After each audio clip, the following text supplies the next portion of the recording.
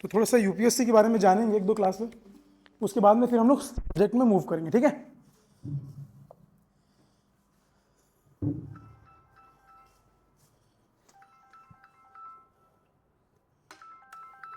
Hello,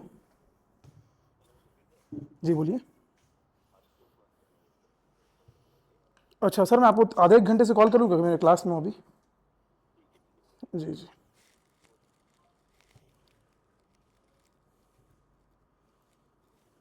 ठीक है। अच्छा, आप लोग में से पहले कोई यूपीएससी का मतलब कुछ सिलेबस वगैरह कुछ आप लोगों को नॉलेज है? किसी को एनी आइडिया क्या सिलेबस होता है, कैसे एग्ज़ाम की तैयारी करना है, क्या पैटर्न रहता है, कुछ आइडिया? आप तो आइडिया है, पढ़ते हो, राइट है ना। तो यूपीएससी में आप लोगों को सभी काउंसलिंग शायद हो चुकी है ना। तो मैंने आप लोगों को बताया है कि यूपीएससी इज अ बॉडी जो एग्जाम कंडक्ट करवाती है। एग्जाम का नाम क्या है? सिविल सर्विस एग्जामिनेशन, जो आप अपीयर करेंगे। कई लोग 27 में करेंगे, कई लोग 28 में करेंगे, कई लोग 29 में करेंगे, 27 में, 28 में, 29 में करेंगे आप लोग, ठीक है। और दिक्कत यह है, आ जाओ इनको ना सबको बांट दो, इंग्लिश वाले इंग्लिश को, हिंदी वाले हिंदी को, सिलेबस।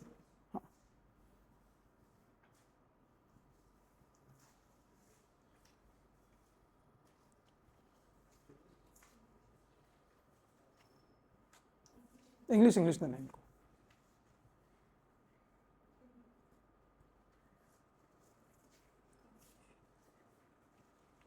ठीक है, इनको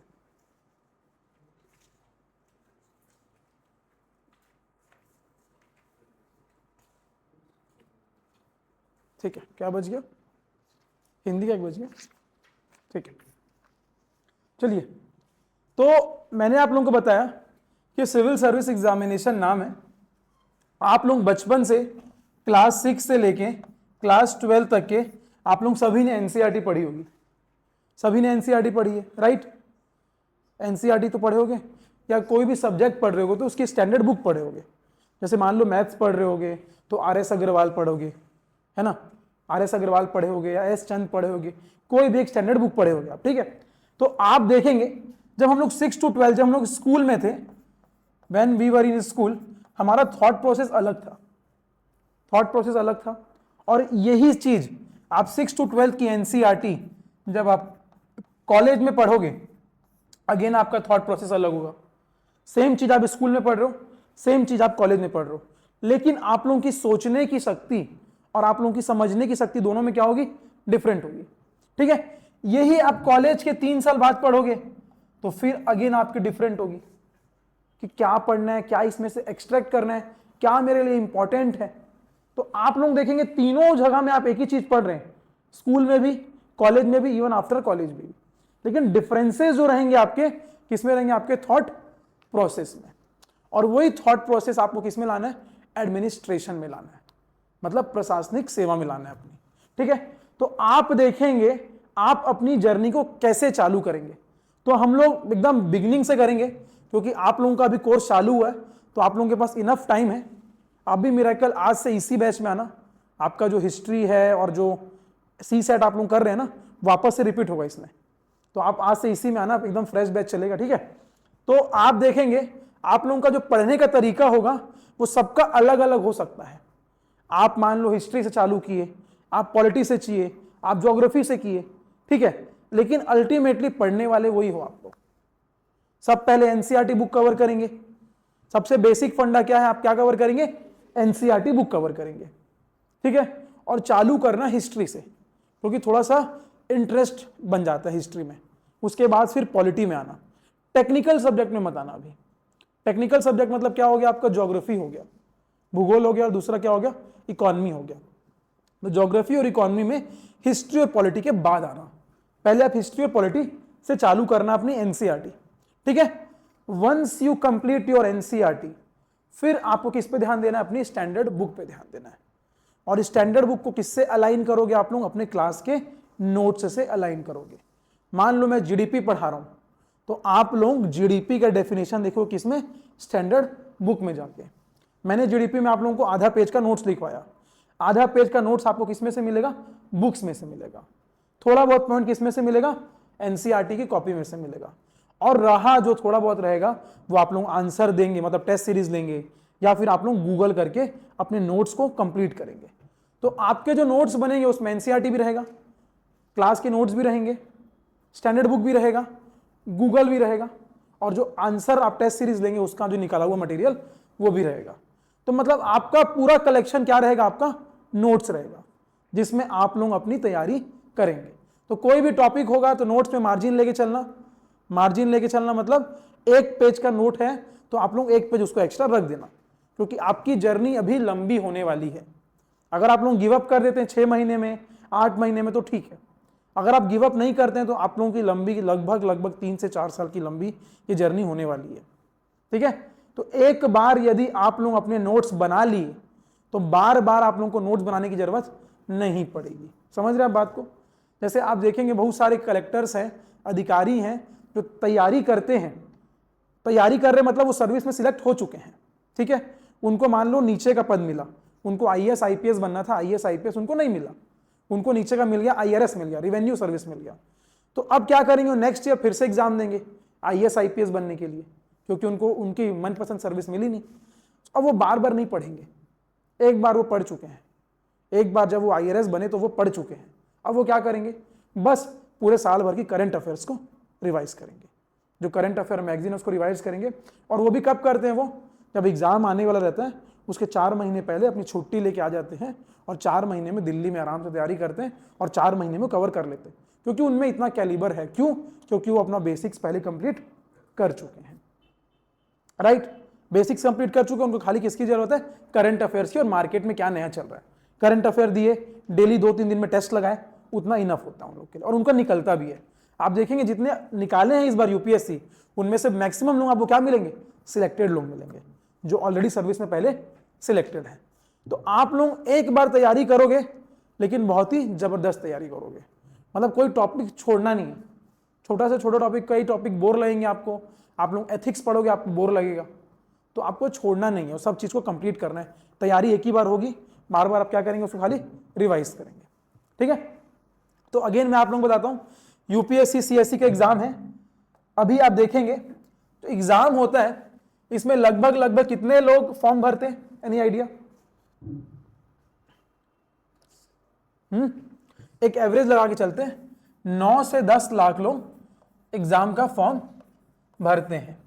अब फॉर्म भरने का पैसा तो लगता नहीं भाई, लड़कों के लिए 100 रुपये, लड़कियों के लिए फॉर्म फ्री है। अब 100 रुपये तो कुछ वैसे भी नहीं होता है ना, तो फॉर्म भरने का पैसा लगता नहीं, गवर्नमेंट एग्जाम है तो फॉर्म तो कोई भी भर देता है, लेकिन फॉर्म भरने से आपके अटेम्प्ट काउंट नहीं होते। याद रखना, जब तक आप एग्जाम में बैठ के वहां सिग्नेचर नहीं कर दो, आपका अटेम्प्ट काउंट नहीं होगा। और यदि जनरल कैटेगरी से हैं तो एक एक अटेम्प्ट बहुत कीमती है। ये मैं अपने खुद वास्तविक अपने पर्सनल एक्सपीरियंस से बता रहा हूं, एक एक अटेम्प्ट बहुत कीमती है। मतलब अगर आपको लगता है कि इस साल आप नहीं देने लायक है तो रोक दीजिए, अपने आप को मत दीजिए। लेकिन जनरल वालों के लिए एक एक अटेम्प्ट बहुत कीमती है। आप ओबीसी से हैं, एससी से हैं, एसटी से हैं, फिर भी आपको टाइम मिल जाता है। जनरल वालों में कितने अटेम्प्ट मिलते हैं? 6, ओबीसी वालों को 9, एससी एसटी वालों को 37 साल तक के जितना भी दे सकते हैं। जनरल वाले 32 साल तक दे सकते हैं, टिल द एज ऑफ 32। कितना अटेम्प्ट? 6 अटेम्प्ट। 21 साल से लेके 32 साल तक के 6 अटेम्प्ट वो दे सकते हैं। ओबीसी वाले 21 से 35 साल तक के 21 to 35 ईयर 9 अटेम्प्ट दे सकते हैं। एससी एसटी वाले 21 to 37 के बीच में कितने अटेम्प्ट भी दे सकते हैं, कोई लिमिट नहीं है। हाँ, लेकिन आप लोग यहाँ पे पंचवर्षीय योजना थोड़ा बनाने हैं या अपनी जवानी खराब करने थोड़ी ना है। एग्जाम निकालना है, आगे बढ़ना है। ऐसा तो नहीं कि आप लोग 5 वर्ष से एग्जाम की तैयारी कर रहे हैं, आपकी जवानी भी गई, करियर भी गया, पैसा भी गया, पैसा भी जाएगा तैयारी करोगे तो सब कुछ जाएगा। तो फोकस करो कि 1-2 साल में निकालना है। और पहला अटेम्प्ट जो होता है वो क्या होता है, आपका गोल्डन अटेम्प्ट होता है। पहला अटेम्प्ट होता है वो गोल्डन अटेम्प्ट होता है। पहले अटेम्प्ट में जो जज्बा रहेगा आप लोगों का, वो तीसरे अटेम्प्ट में डाउन हो जाएगा। बार बार उसी चीज को कितने बार पढ़ोगे, कितने बार पढ़ोगे, नहीं पढ़ते बनता। फिर आप लोगों के लाइफ में डिस्ट्रैक्शंस आएंगे।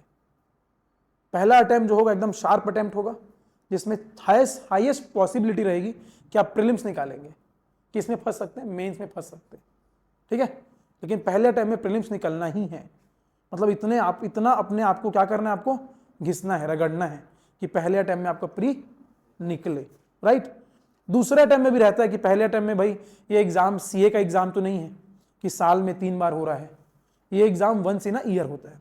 10 मिनट भी गलती की है मतलब आपका साल गया, आपका वेस्ट, पैसा गया, आपका टाइम गया, एनर्जी गया, ईयर गया, सब आपका चला जाता है। तो आप लोग जितना आप लोग अपने प्रिपरेशन में जूझेंगे, तैयारी करेंगे, उतना कम आप लोग एग्जाम में धक्का खाएंगे। समझ में आ रही है बात को?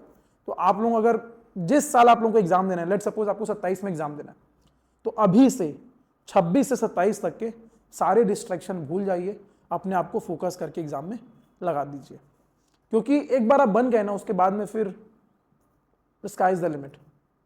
और जो चीज आपको यूपीएससी में मिलेगी आपको कोई और सर्विसेज में नहीं मिलेगी। अगर आपको देश के लिए कुछ करना है तो आईएएस बन के ही कर पाओगे, अदर कोई सर्विसेज में आप सिर्फ कागज कार्यवाही करते रह जाओगे, पेपर वर्क में ही उलझ जाओगे, कुछ डेवलपमेंट नहीं कर पाओगे, ठीक है। अगर आपको देश के लिए कुछ करना है तो आईएएस बन के ही कर पाओगे, नीचे के अफसर बन के नहीं कर पाओगे। इवन जो अभी हमारे बीच में एस भारतीदासन सर आए थे, छत्तीसगढ़ गवर्नमेंट के सचिव है, उन्होंने कोविड में रायपुर में संभाला है, पूरे रायपुर, वो कोविड में वो कलेक्टर थे, रायपुर कलेक्टर। तो उन्होंने बताया कि हम कैसे चेंज ला सकते हैं। तो अगर आपको वाकई में कुछ चेंज करने का है तो दिस इज द वे। ये सीजीपीएससी डिप्टी कलेक्टर से नहीं आएगा, ये यूपीएससी से, आईएएस से आएगा आप लोगों का। तो याद रखिए अपना गोल को, अपने फोकस को, और लग जाइए। मतलब क्योंकि आप यदि 50 लाख की भी जॉब कर रहे हैं तो इसके सामने वो मूल्यवान नहीं है। किसके सामने? यूपीएससी के सामने। एक अलग सर्विस है, इसको gazetted service group A services बोलते हैं, इंडिया का स्टील फ्रेमवर्क बोलते हैं। अगर ये फ्रेमवर्क टूट गया तो इंडिया की ब्यूरोक्रेसी, इंडिया का गवर्नेंस, इंडिया का गवर्नमेंट गिर जाएगा। समझ रहे बात को आप लोग? तो इतना इंपॉर्टेंट आपको बनना है। आप यूपीएससी बनने के बाद क्या बनते हैं? गवर्नमेंट के एक एसेट बनते हैं। गवर्नमेंट क्या बोलता है? That you are my asset, आप मेरी क्या है? संपत्ति है, पूंजी है। तो वैसा आपको ट्रीट भी करता है, ठीक है। चलिए, ठीक है। 9 से 10 लाख लोग एग्जाम फॉर्म भरते हैं। कितने लोग एग्जाम देते हैं एक्चुअली में? 5 से 5.5 लाख लोग, ठीक है। आधी जनता खाली फॉर्म भरती है, लेकिन एग्जाम जब अपीयर करने की बारी आती है तो आधी जनता एग्जाम अपीयर नहीं करती, किसी की तैयारी नहीं हुई होती है, ठीक है। कोई बोलता है कि मैं अभी एग्जाम देने लायक नहीं हुआ हूं, ठीक है। बहुत सारी चीजें होती हैं। कई लोग अब वो क्या बोलते हैं, कुछ मेडिकल इमरजेंसी आ गई, कोई दिक्कत आ गई, मेजर जो लोग रहते हैं उनकी तैयारी नहीं होती। और यूपीएससी की तैयारी आप लोग कभी कंप्लीट कर ही नहीं पाएंगे, चाहे आप कितने बार पढ़ लो, आप तैयारी कंप्लीट नहीं कर पाओगे, ठीक है। आप कब बैठोगे एग्जाम में? जब आपका दिल जवाब दे देगा कि हाँ मैंने इनफ पढ़ लिया है, polity, economics, history, geography, science and tech, मैंने सब कुछ इनफ पढ़ लिया है। मैंने पीवाईक्यू देख लिया पिछले 15 साल का, मैंने पिछले 15 साल का मेंस का पेपर देख लिया है, प्री का पेपर देख लिया है, और मेरे में जो मैं टेस्ट सीरीज दे रहा हूँ, लिख रहा हूँ, उसमें मेरे सभी टेस्ट सीरीज में 100 से ऊपर मार्क्स आ रहे हैं। अब मैं एग्जाम दे सकता हूँ। तो वो दिल से आएगा आपके। तैयारी तो आप लोग पूरी कर ही नहीं पाएंगे कभी। पॉलिटी पढ़ के जाएंगे तो हिस्ट्री छूट जाएगा, हिस्ट्री पढ़ के जाएंगे तो इकोनॉमी छूट जाएगा, पूरी तैयारी कभी कंप्लीट नहीं होगी, ठीक है। तो 5 से 5.5 लाख बच्चे क्या भर रहे हैं? फॉर्म एक्चुअली में लिखते हैं एग्जाम, ठीक है। अब कितने बच्चे प्रीलिम्स निकालते हैं? कितने बच्चे प्रीलिम्स निकालते हैं?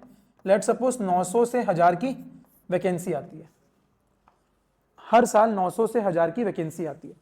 कितने बच्चे एग्जाम निकाल रहे हैं? अराउंड 14,000 टू 15,000, अराउंड 14,000 टू 15,000, ठीक है। मतलब यदि मैं देखूं तो हर 33 में से एक बच्चा प्रीलिम्स निकाल रहा है। In every 33 student 1 student selected qualify prelims. 33 बच्चे में से एक प्रीलिम्स निकाल रहा है। और आप लोगों को ऐसे ही देखना है। आप लोगों को ये नहीं देखना है कि 5.5 लाख फॉर्म भरे, 5.5 लाख लोग एग्जाम बैठे, और अल्टीमेटली सिलेक्शन कितना किसका होगा? 900 से 1000 लोगों को सिलेक्शन होगा। चयन कितने होंगे? 900 से 1000 लोग। और फॉर्म कितने लोग भरे? 5.5 लोग जो एक्चुअल में बैठ रहे हैं। तो 5.5 लाख लोग फॉर्म भरे हैं, सीट कितनी है? 1000 सीट है। तो इस रेशियो कितना हो गया? 1:500 का। 500 में से एक बच्चा निकाल रहा है, ये देखेंगे तो डर जाएंगे आप कि 500 में से एक बच्चा एग्जाम निकाल रहा है, वो 500 में से क्या पता एक मैं ही हूं क्या, डर जाओगे। तो किसी भी चीज को फेज वाइज देखो, क्या निकालना है, पहले प्रीलिम्स निकालना है। 33 में से एक तो आप हो ही सकते हैं। आप ऐसा मत देखो, आप ये देखो कि 900 में से मेरे को एक सीट चाहिए बस, इन 900 seat I want only 1 seat, that's it, ठीक है, मेरे को बाकी से मतलब नहीं है। अब आप देखेंगे 5.5 लाख में से कितने बच्चे सीरियस होंगे, लगभग 80 से 90 हजार बच्चे जो हैं वो सीरियस एस्पिरेंट हैं, बाकी सब आपको टाइम पास लगेंगे। 5.5 लाख एग्जाम में बैठ रहे, लेकिन ये बड़े खतरनाक लोग हैं, ये जो 80 से 90 हजार लोग हैं बहुत सीरियस है। कोई चौथा बार लिख रहा है, कोई तीसरा बार लिख रहा है, कोई दूसरे बार लिख रहा है, आपको इनसे कंपीट करना है। किनसे? 80-90 हजार बच्चों से। किसमें? प्री में। प्री में आपको इनसे कंपीट करना है, ठीक है। तो प्री में देखेंगे 33 में से एक बच्चा निकाल रहा है। अब ये 14 से 15 हजार बच्चे क्या लिखेंगे? मेंस लिखेंगे, ठीक है। और इनमें से कितने निकालेंगे मेंस? कितने निकालेंगे मेंस? लगभग 4,500 से 5,000 मेंस निकालेंगे। कितना हो गया रेशियो? अगेन 1:3 का रेशियो हो गया। 1:3 या 1:4 ले लेते हैं, चलो 1:4 का रेशियो हो गया। मतलब 4 में से एक आदमी क्या निकाल रहा है? मेंस निकाल रहा है। अब थोड़ी संभावना बढ़ गई, 4 में से तो एक हो ही सकते हैं। पहले 33 में से एक, 33 में से एक थे प्रीलिम्स, अब 4 में से एक मेंस, वो पॉसिबिलिटी बढ़ गई। अब ये 4,500 से 5,000 लोग क्या देंगे? पर्सनालिटी टेस्ट, जिसको हम लोग बोलते हैं इंटरव्यू। यूपीएससी इंटरव्यू नहीं बोलता, यूपीएससी क्या बोलता है? Personality test. क्योंकि आप लोगों का नॉलेज का असेसमेंट, नॉलेज का आपका लेखांकन प्रीलिम्स और मेंस में हो गया है। नॉलेज जज नहीं कर रहा है आपका, अब क्या जज कर रहा है? आपका प्रेजेंस, आपका ह्यूमर, आपकी पर्सनालिटी कैसी है। आप बैठते हैं तो कैसे बैठते हैं, अधिकारी जैसे है कि नहीं है ना, आप में क्या झलकता है, आप में कॉन्फिडेंस है कि नहीं, ठीक है। तो पर्सनालिटी टेस्ट है ये। पर्सनालिटी टेस्ट में 4,500-5,000 बैठेंगे और वैकेंसी कितनी आई थी? अगेन आपका देखेंगे 1:3 का रेशियो बैठता है आपका पर्सनालिटी टेस्ट में। तो मतलब क्या हुआ? 3 में से एक निकल रहे हैं, धीरे धीरे कम हो रहा है। 33 में से एक प्रीलिम्स, 4 में से एक मेंस, 3 में से एक इंटरव्यू, राइट। तो आप लोग ऐसे देखेंगे तो आप लोगों को एग्जाम थोड़ा इजी लगेगा। और इजी करना है तो देखिए, मेरे को एक सीट चाहिए बस, मेरे को एक सीट से मतलब है, मेरे को एक सीट चाहिए। और यदि यही देख लेंगे 5.5 लाख में से 900 का सिलेक्शन होगा, 500 में से एक सिलेक्शन, तो फिर वहीं खत्म हो जाएंगे, वहीं गेम ओवर हो जाएगा। समझ रहे बात को? तो आप लोगों को पॉजिटिव रहना है एग्जाम के उसमें, ठीक है। अभी आप लोग देखेंगे, मैंने बताया आप लोगों का यूपीएससी में जो आप लोगों का एग्जाम है सीएससी है, इसको हम लोग कितने पार्ट में बांटते हैं? पहला क्या है? प्रीलिम्स। प्रीलिम्स में कितने पेपर होते हैं? एक जीएस, दूसरा सीसेट। जीएस में सारे सब्जेक्ट आएंगे आपके, history, polity, geography, economy, science and tech, environment, agriculture, ये सब किस में आएंगे? जीएस में आएंगे, ठीक है। तो जीएस में आप जितना पढ़ लो उतना कम है।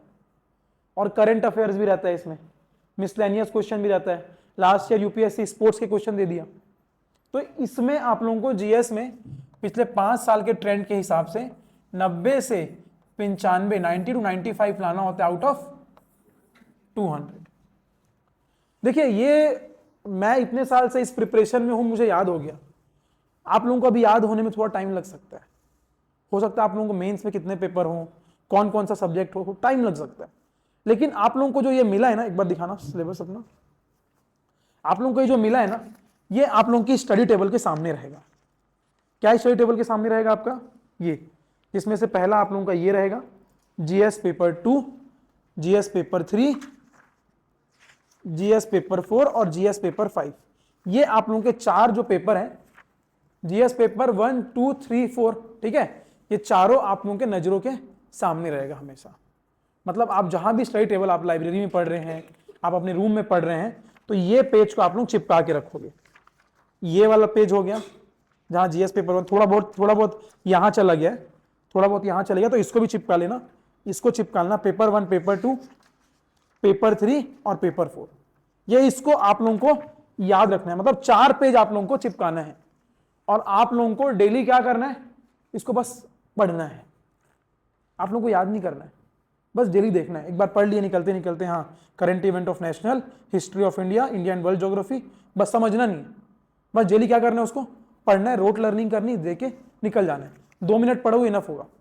आप लोगों को देखना, आप लोगों को 4 महीने 5 महीने में ये पूरा याद हो जाएगा, 4 महीने 5 महीने पूरा याद हो जाएगा। और जब आपको पूरा सिलेबस याद हो जाएगा तो आप यूपीएससी का आधा बैटल आप लोग जीत चुके होंगे, क्योंकि यूपीएससी का सिलेबस याद करना अपने आप में, आप लोग फिर क्या करेंगे, कोई भी टॉपिक चल रहा है आप लोग तुरंत बोल देंगे ये जीएस पेपर 3 में इकोनॉमी का पार्ट है, ये जीएस पेपर 3 में इंटरनल सिक्योरिटी का पार्ट है। तो आप लोग जो नोट्स बनाएंगे तुरंत जैसे ही आएगा कि भाई नक्सलवाद का टॉपिक है, इंटरनल सिक्योरिटी के नोट्स निकाले अपने, वहां पे उस पॉइंट को ऐड कर दिया कि भाई आपदा प्रबंधन का पॉइंट है जीएस पेपर 3 में डिजास्टर मैनेजमेंट, वहां पे गए, वहां पे तुरंत उसको नोट कर दिए। तो ये आप लोगों का काम स्पीड करेगा, और आप लोग जब न्यूज़पेपर पढ़ोगे तो उसमें इंटरेस्ट आएगा आपको कि ये टॉपिक कौन सा है।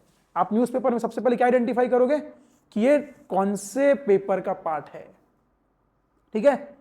हिस्ट्री में GS1 का पार्ट है, GS2 का पार्ट है, GS3 का पार्ट है, GS4 का पार्ट है। कोई मान लो IAS अधिकारी कोई अच्छा काम कर दिया तो GS पेपर 4 का पार्ट होगा, एथिक्स का पार्ट होगा, है ना। तो आप देखेंगे, और वो आपको कब पता चलेगा, जब आपको सिलेबस याद होगा, सिलेबस याद होगा तभी आप लोगों को काम होगा।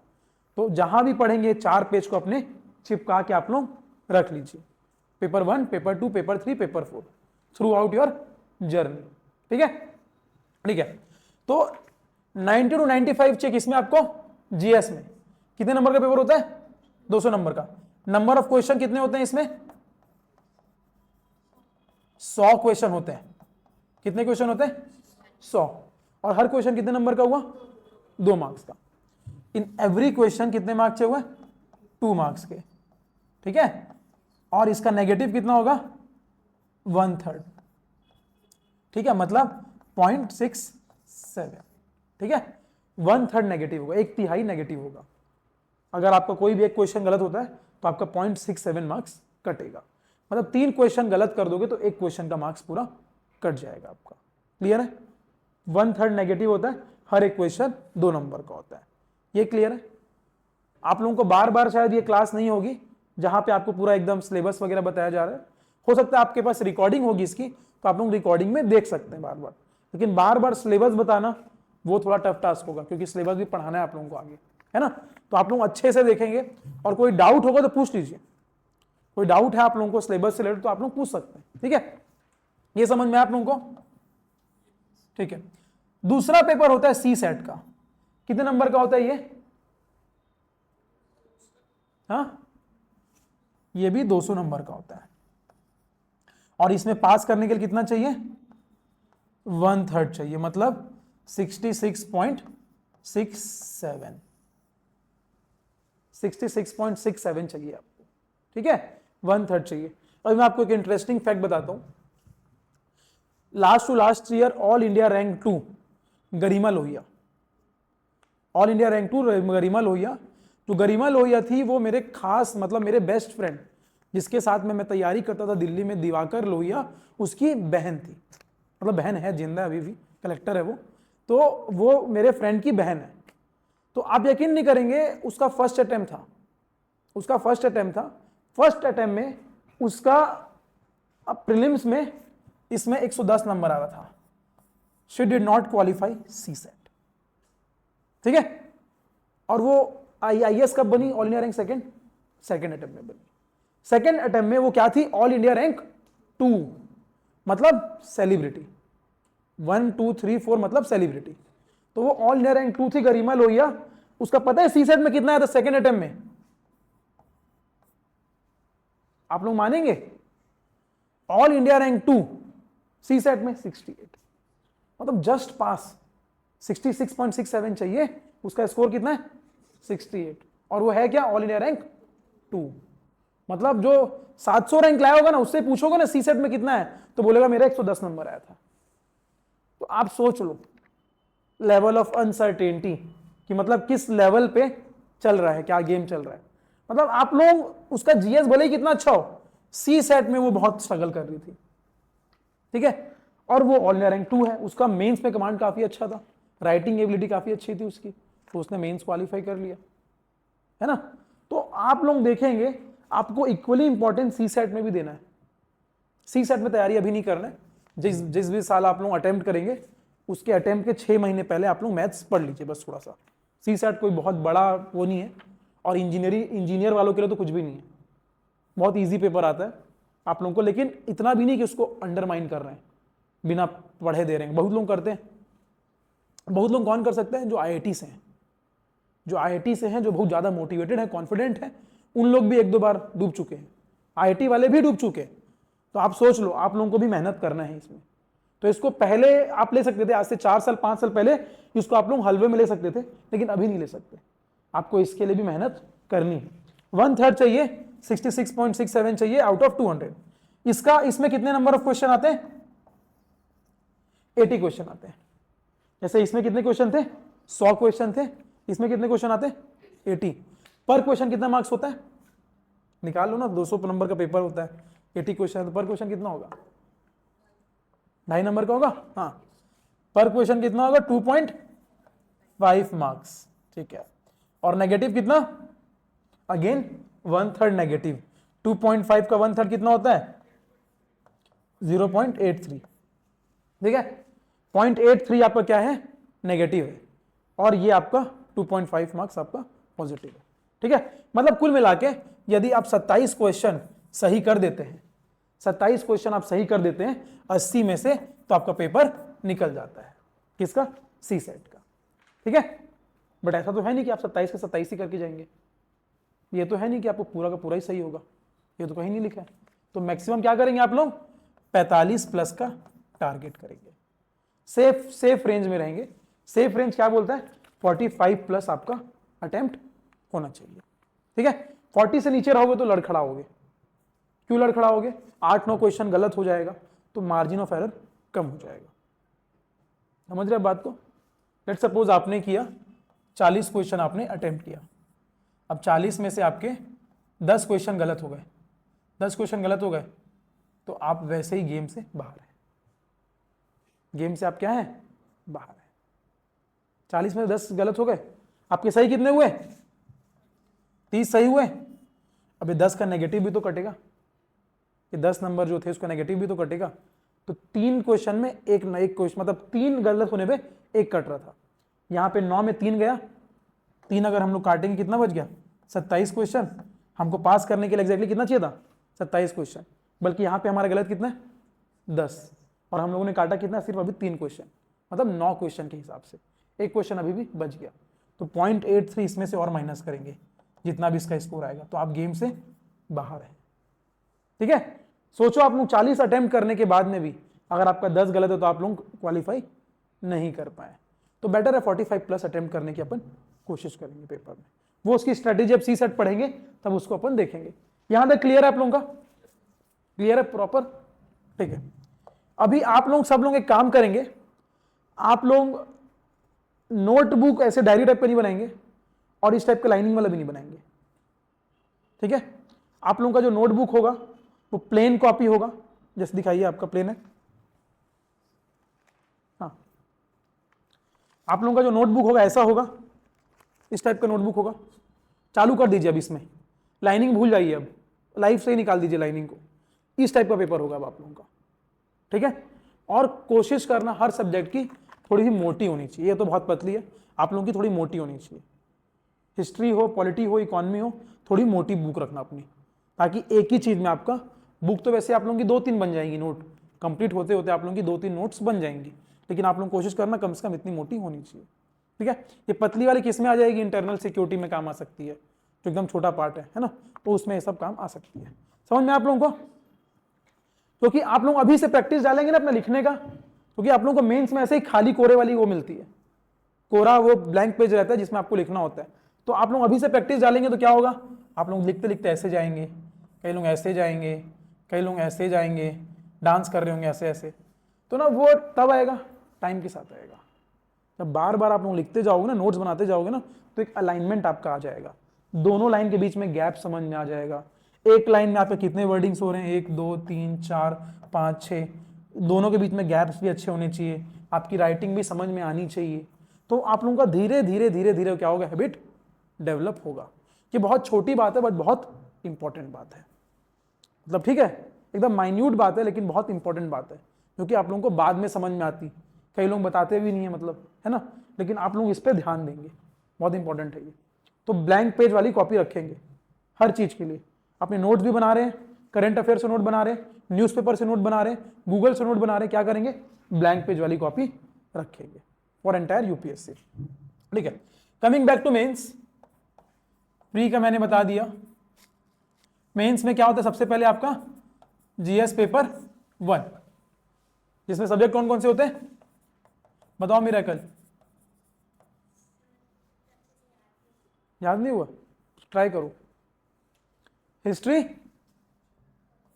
इतने दिन से पढ़ रही हो, तुमको याद नहीं हुआ मेरा कल, सब्जेक्ट तो पता होना चाहिए।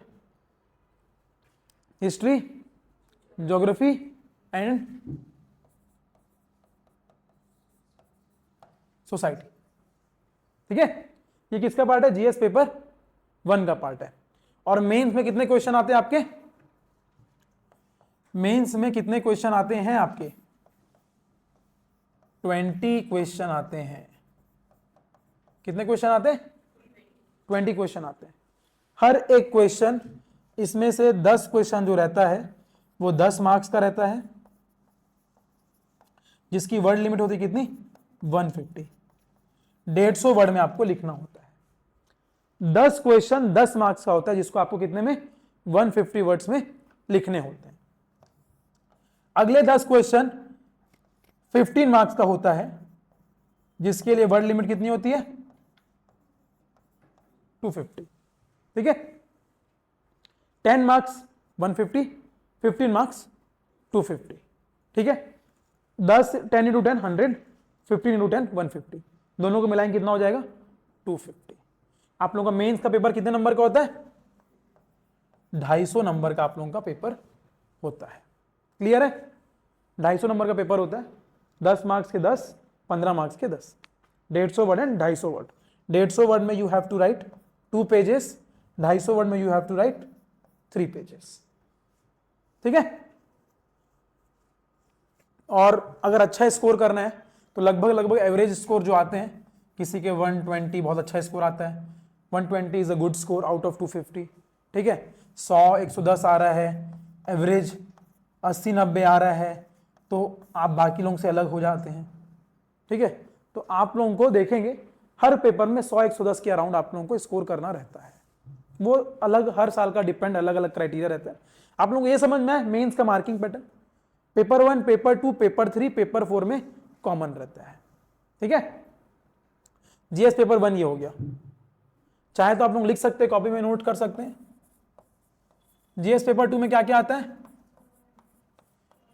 पॉलिटिकल साइंस, राजनीतिक विज्ञान,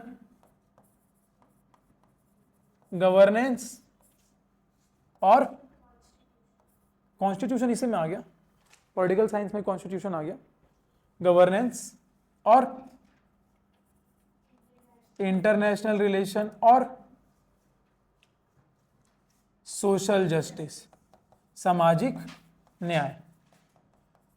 राजनीतिक विज्ञान हो गया, गवर्नेंस हो गया, अंतरराष्ट्रीय संबंध हो गया, सोशल जस्टिस हो गया। यह किसका है, जीएस पेपर 2 का पार्ट है। ठीक है, वैसे सब्जेक्ट में देखेंगे तो आप लोग डिटेल में देखेंगे तो उसमें और भी चीजें लिखी हैं, बट ये मेन है। जैसे मैंने आप लोगों का पहला पेपर में लिखा है इंडियन हेरिटेज एंड कल्चर। ठीक है, पहला पेपर जो है उसमें इंडियन हेरिटेज एंड कल्चर, वो हिस्ट्री में ही कंसिडर कर रहे हैं हम लोग, आर्ट एंड कल्चर, कला एवं संस्कृति, उसको हम लोग किस में कंसिडर कर रहे हैं, हिस्ट्री में ही कंसिडर कर रहे हैं। ज्योग्राफी हो गया और सोसाइटी हो गया। उसके बाद जीएस पेपर 2 में गवर्नेंस हो गया, कॉन्स्टिट्यूशन हो गया, संविधान हो गया, फिर पॉलिटी हो गया, सोशल जस्टिस हो गया एंड देन इंटरनेशनल रिलेशन हो गया। ये मेन पॉइंट हो गया। और उसके अगर अंदर में जाएंगे तो आपको मिल जाएगा, है ना, शासन व्यवस्था, संविधान, शासन प्रणाली, सामाजिक न्याय तथा अंतरराष्ट्रीय संबंध। ठीक है, अब ये जो पॉइंट है आप लोग, ये जो इसके अंदर में पॉइंट लिखा हुआ है यहाँ पे, ये इसी का सब्जेक्ट का माइक्रो टॉपिक्स है जो आप लोगों को डिटेल में पढ़ना होगा। ठीक है, वो आप लोग अभी अगर मैं बता दूंगा तो आप लोग कंफ्यूज हो जाएंगे, धीरे धीरे धीरे धीरे उसमें हम लोग आगे जाएंगे। ठीक है, जीएस पेपर 2 क्लियर हो गया।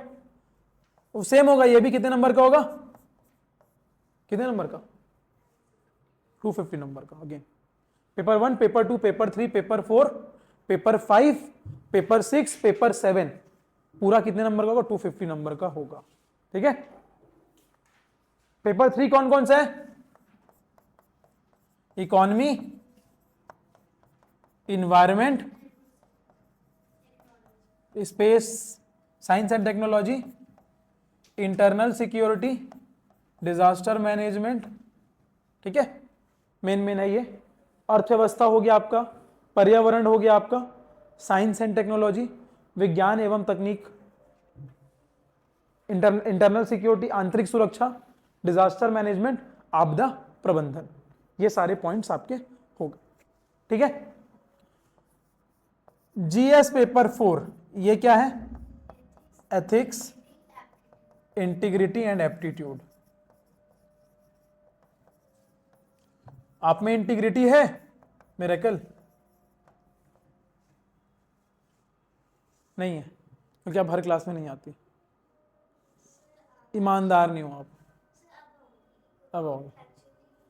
हाँ, इसीलिए मैं बोला कि आप इसी बैच में आना ताकि आपको हर सब्जेक्ट फ्रेश चालू हो, है ना। ठीक है, ठीक है, एथिक्स, इंटीग्रिटी एंड एप्टीट्यूड। अब ये पेपर में क्या है, ये पेपर में आपका असेसमेंट किया जाता है कि आप में एथिकल वैल्यूज कितनी है, मोरालिटी कितनी है आप में, आपको करप्शन के बारे में आपका क्या सोच है, करप्शन में आपका व्यू अलग होगा, उनका व्यू अलग होगा, उनका व्यू अलग होगा, आपके लिए खुशी कुछ और होगी, उनके लिए खुशी कुछ और होगी, आपका हैप्पीनेस का डेफिनेशन अलग होगा, उनके लिए हैप्पीनेस का डेफिनेशन अलग होगा। राइट, आप लोग अगर मान लो कोई एजुकेशन ऑफिसर हो, ब्लॉक ऑफिसर बन गए, डीएम बन गए, अगर कोई रेस्क्यू मैनेजमेंट काम आया, कोई आपदा आ गई, तो आप लोग कैसे सुधारेंगे। केस स्टडी और आपकी मोरालिटी की बात करता है क्या, एथिक्स पेपर। ठीक है, तो इस पेपर में ऐसा नहीं है कि बिना पढ़े आप लोग कुछ भी लिख के आ जाएंगे, पढ़ना पड़ता है इसके लिए भी, एथिक्स के भी आप लोगों को पूरे पेपर पढ़ने पड़ते हैं। हाँ, बट थोड़ा सा इसमें आपके वर्डिंग ज्यादा इंपॉर्टेंट रहता है। आप एग्जाम्पल लिख सकते हो अपने घरेलू जीवन का, महाभारत का, गीता का।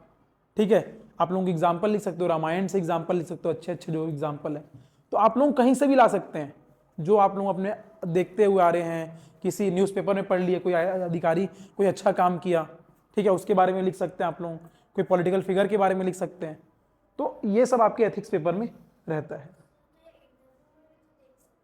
हाँ, इंटरव्यू में भी देखते हैं आपका, इंटरव्यू में भी आपका एथिकल पर्सपेक्टिव देखते हैं, गवर्नमेंट का न्यूट्रलिटी, आप गवर्नमेंट के टुवर्ड्स कितने न्यूट्रल हैं वो भी देखते हैं, दोनों में देखते हैं। एथिक्स पेपर में आपका लिख के देखते हैं आपके विचार कैसे हैं, और इंटरव्यू में आपसे प्रेजेंटली वो पूछते हैं, दोनों में होता है, आपका एथिकल व्यू देखा जाता है। अल्टीमेटली आप पूरा पेपर कंप्लीट करेंगे तो पेपर जो चेक कर रहा है उसको समझ में आ जाएगा कि आप एथिकली कितने मोरल हैं। अब लिखेंगे ना आप लोग कि मैं करप्शन को बढ़ावा नहीं दूंगा, कि लिखेंगे मैं करप्शन को बढ़ावा दूंगा, यही लिखेंगे ना, मैं करप्शन को बढ़ावा नहीं दूंगा, और जाने के बाद सर्विस में करप्शन करे नहीं करे तो बात की बात है ना। ठीक है, करप्शन का लेवल का कुछ वो नहीं है, यूपीएससी में after being an IAS corruption अलग लेवल का चलता है, मतलब एक एक मीटिंग में 10-10 लाख जाते हैं, एक एक मीटिंग में, सिर्फ 5 मिनट की मीटिंग में 10 लाख 20 लाख रुपए सर रख लीजिए आप, ऐसा होता है। तो वो एक अलग पॉइंट ऑफ व्यू है, मतलब पैसे का तुम वो नहीं कर सकते, इसमें पैसा मेजर नहीं कर सकते आप यूपीएससी में after being an IAS. Main चीज है आप देश के लिए कितना डेवलपमेंट करते हैं, मतलब आपका गोल क्या है।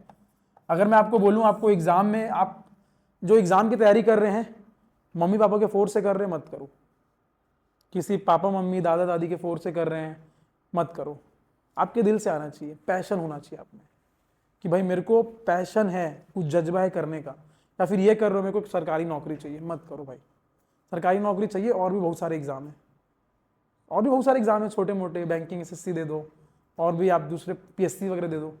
यूपीएससी देना है तो मतलब आपको एक पैशन, एक जील होना चाहिए अंदर देश के प्रति, ठीक है, और नहीं तो फिर तुम लड़खड़ाओगे एक टाइम के बाद, 2 साल 3 साल तक खींच लोगे अपने आप को, लेकिन उसके बाद लड़खड़ा जाओगे। अगर पैशन नहीं है तो, पैशन है तो फिर खींच लोगे अपने आप को। ठीक है, 5वां है क्या है, जीएस पेपर 5, दैट इज निबंध, ऐसे 5वां पेपर है किसका? ऐसे का, निबंध का, जहां पे आपको 2 ऐसे लिखना होता है। ठीक है, 2 सेक्शन में आता है। सेक्शन ए जहां पे कितने ऐसे होते हैं? 4 ऐसे होते हैं। सेक्शन बी अगेन जहां पे कितने ऐसे होते हैं? 4 ऐसे होते हैं। तो दोनों सेक्शन में आपको एक एक ऐसे लिखना होता है। ठीक है, और हर एक ऐसे का वर्ड लिमिट होता है 1000 से 1200 वर्ड्स का। ठीक है, ऐसे का जो वर्ड लिमिट होता है कितना होता है? 1000 से 1200 वर्ड। और हर एक ऐसे का नंबर कितना होता है? 125 नंबर का एक ऐसे होता है, तभी तो 250 होगा ना दोनों मिला के। 125 नंबर का आपका एक ऐसे होता है। तो ऐसे में टाइम आपको भरपूर मिलता है। 3 घंटे में आपको कितने ऐसे लिखने? 2 ऐसे। और ये सब पेपर में आपको 3 घंटे में कितने क्वेश्चन करने? 20 क्वेश्चन करने। टफ है। पेपर 1, पेपर 2, पेपर 3, 3 घंटे में 20 क्वेश्चन निपटाना अपने आप में टफ है। मुझे याद है जब मैंने पहला अपना मेंस का पेपर लिखा था तो मैं सिर्फ 11 क्वेश्चन लिख पाया था। सिर्फ 20 में से कितने? 11। टाइम ही नहीं मिला। आप 3 घंटे बैठोगे, सोचोगे भी ना, कुछ लिखोगे तो कुछ भी। तो यूनिवर्सिटी का एग्जाम थोड़ी ना है, कॉलेज का एग्जाम थोड़ी ना कि आपको पेज भरना है, रट्टा मारना है। नहीं, आप कुछ तो अच्छा लिखोगे। और आप लोग ये भी नहीं कर सकते कि मान लो एग्जाम्पल दे रहा हूं, आप लोग लिखेंगे I want to educate people for the betterment of country. ठीक है, I want to educate people for the betterment of country. भाई ये बताने की जरूरत नहीं है, एजुकेशन से बेटरमेंट होता है, ये लिखने की जरूरत नहीं है। ये लाइन आप क्या कर रहे हो? अननेसेसरी लिख रहे हो, अपना वर्ड लिमिट को बढ़ा रहे हो, आप पेज जल्दी खत्म करने का काम कर रहे हो। नहीं, आप क्या लिखोगे यहां पे? सिर्फ सीधा ये भी नहीं लिखोगे I want to educate people, क्या लिखोगे? खाली एजुकेशन। समझ में आता है? एजुकेशन मतलब बेटरमेंट ऑफ द कंट्री।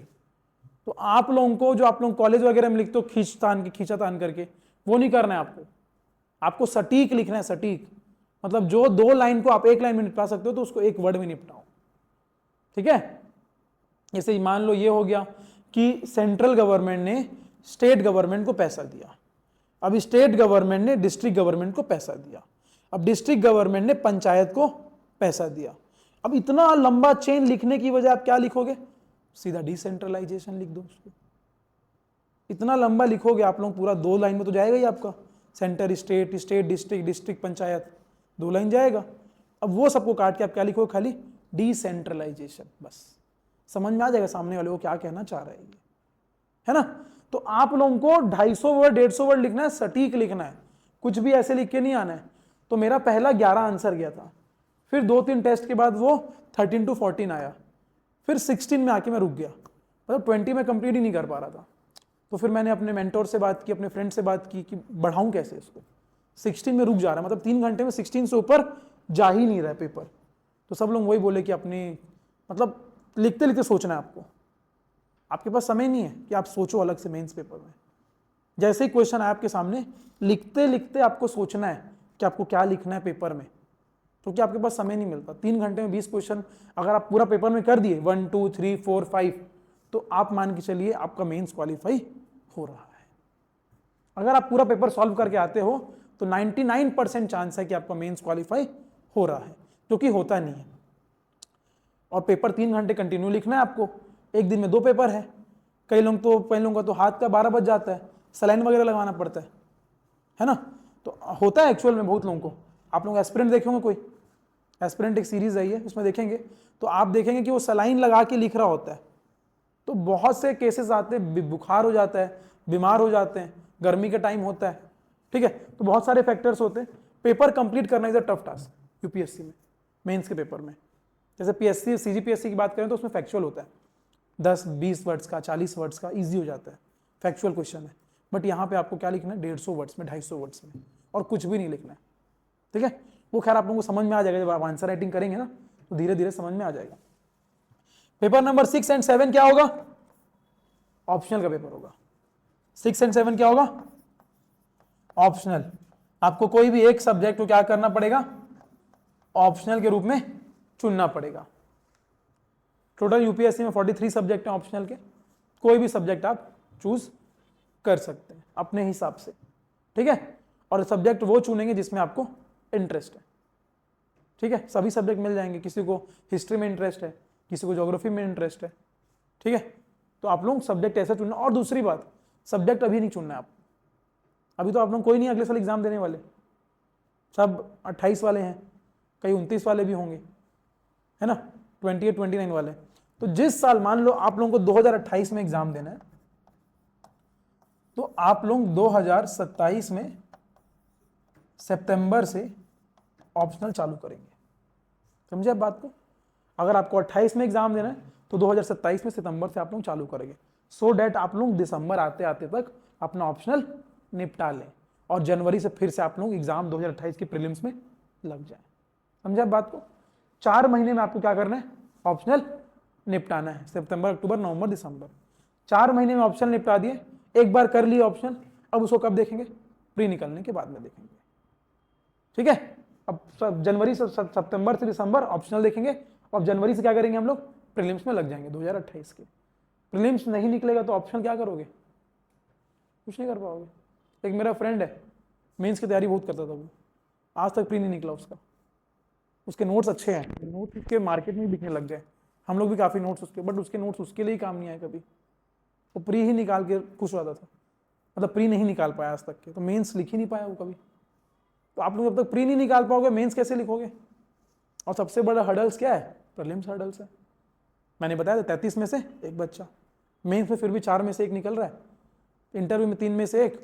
सबसे बड़ा हर्डल्स क्या है, चुनौती क्या है, प्रीलिम्स निकालना टफ टास्क है।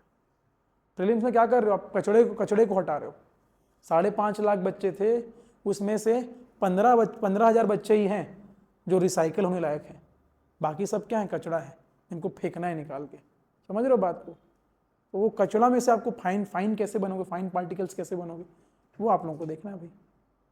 और प्री ऐसा नहीं है कि मेंस इंपॉर्टेंट नहीं है, मेंस की भी अपनी वैल्यू है, प्री की भी अपनी वैल्यू है, लेकिन आप लोग प्री की तैयारी अलग नहीं करेंगे, मेंस की तैयारी अलग नहीं करेंगे, दोनों की तैयारी क्या होगी, इंटीग्रेटेड होगी, एक साथ होगी। हाँ, जिस साल आप लोग एग्जाम देंगे उस साल, जैसे मान लो 28 में आप लोग एग्जाम दे रहे हैं, तो 28 में फरवरी से आप लोग प्रीलिम्स ओरिएंटेड काम करना चालू कर देंगे। प्रीलिम्स ओरिएंटेड मतलब फैक्चुअल पढ़ेंगे, ऑब्जेक्टिव नेचर का क्वेश्चन करेंगे, आंसर राइटिंग क्या करेंगे, बंद कर देंगे। प्रीलिम्स को लेके ज़्यादा सटीक हो जाएंगे। आप कहाँ सबसे, फरवरी से। क्यों, फरवरी मार्च अप्रैल मई में तो पेपर है आप लोगों का, 3 से 4 महीना किसको देना है, प्रीलिम्स स्पेसिफिक को देना है, जिस ईयर आप लोग अटेम्प्ट करेंगे। क्लियर है यहाँ तक, ठीक है। एग्जाम फ्रेमवर्क पूरा कंप्लीट है। कल हम लोग इकोनॉमिक्स का सब्जेक्ट चालू करेंगे, ठीक है, इकोनॉमी चालू करेंगे कल हम लोग। इकोनॉमी का मैं आप लोगों को